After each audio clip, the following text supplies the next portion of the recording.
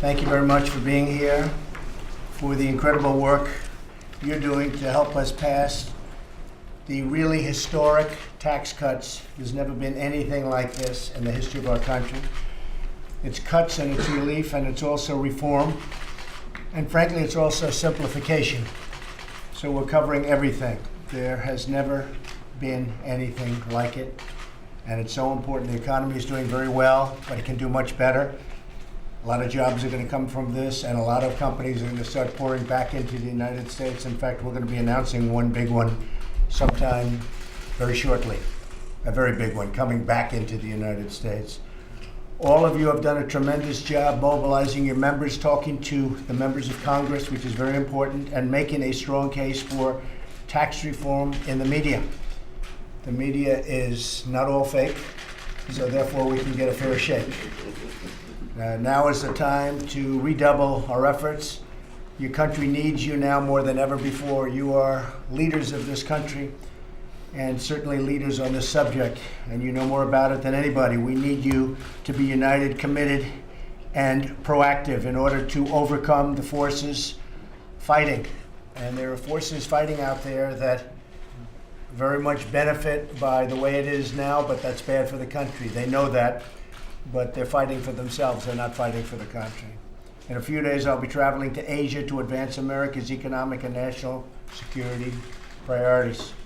I'm counting on all of you to be back here working to maintain our momentum on tax reform and tax cuts.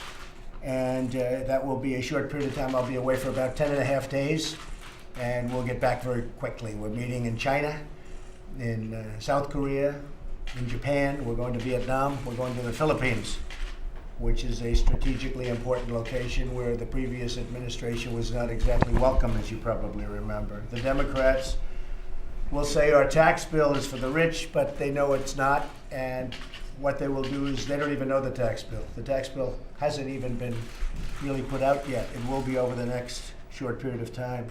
But they immediately say, oh, it's for the rich, because that's the right thing to say. I mean, for them, but it doesn't work, and they know that. In fact, I think we'll have some Democrats joining us and voting for us for the reduced taxes, because it's a tax bill for middle class, it's a tax bill for jobs, it's going to bring a lot of companies in, and it's a tax bill for business, which is going to create the jobs. We're bringing it down from 35 down to 20. While I'm in Asia, members of my cabinet will be traveling all around the country, talking directly to taxpayers and focusing on the regional media, which we find to be a much more credible media, to be honest with you. In fact, I found it to be incredible how good they are. Of course, Secretary Mnuchin, Director Cohn, and my entire economic team will remain totally focused on tax reform. They'll be staying here, and we'll continue to work closely with all of you. They've had a great relationship with most of the people in the room. We need your continued input to make sure that the final bill gets all of the details right and that we get that approval. I want the House to pass a bill by Thanksgiving. I want all of the people standing by my side when we get ready to sign by Christmas. Hopefully before Christmas, you'll all be in the room standing front row center. I think we'll be able to find a place where you can all stand front row center. It'll be a big event. It'll be the biggest tax event in the history of our country.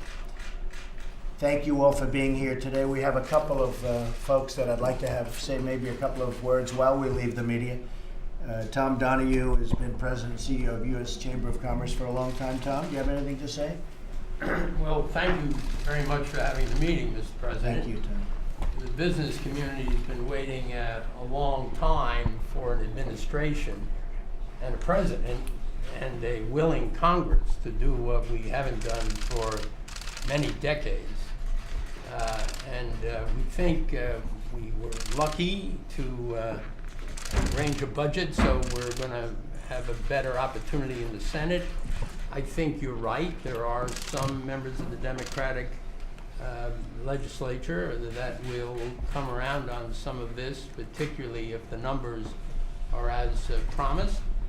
And you hit it right on the head.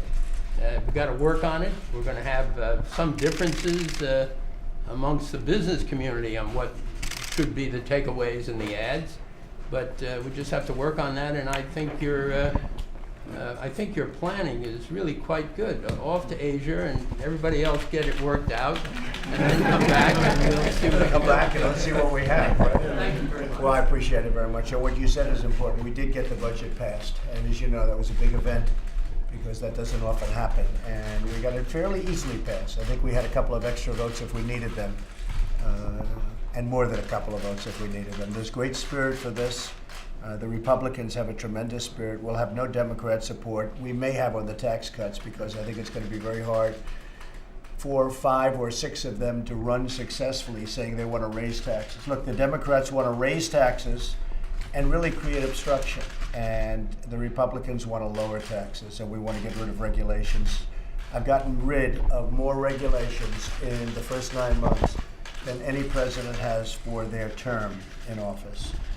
That's a big statement, but we've really just begun. I would say we have at least another 50% that we want to do. So that's going to be fantastic. In some cases, it's statutory where you have to give a notice, and then you have to give another notice, and you have to wait 90 days. But we've gone along that statutory process, and I will tell you, Tom, you're going to see a lot of additional relief from these horrible regulations that have been killing our country. They've literally been killing. As you noticed, GDP was just announced, and shockingly to a lot of people, despite the hurricanes, which possibly could be considered to be 1 point, we were at 3. And we were at 3.2 last quarter, but we were at 3. And to be at 3 with a 1 point, that would have meant we would have hit 4 or thereabouts. And those are numbers that have not been seen for many years. So we're doing well, and we'll continue to do well. The big thing is we have companies that really want to move back into the United States now because of regulation, because of what we're doing with taxes. And some big ones are going to be announcing very soon.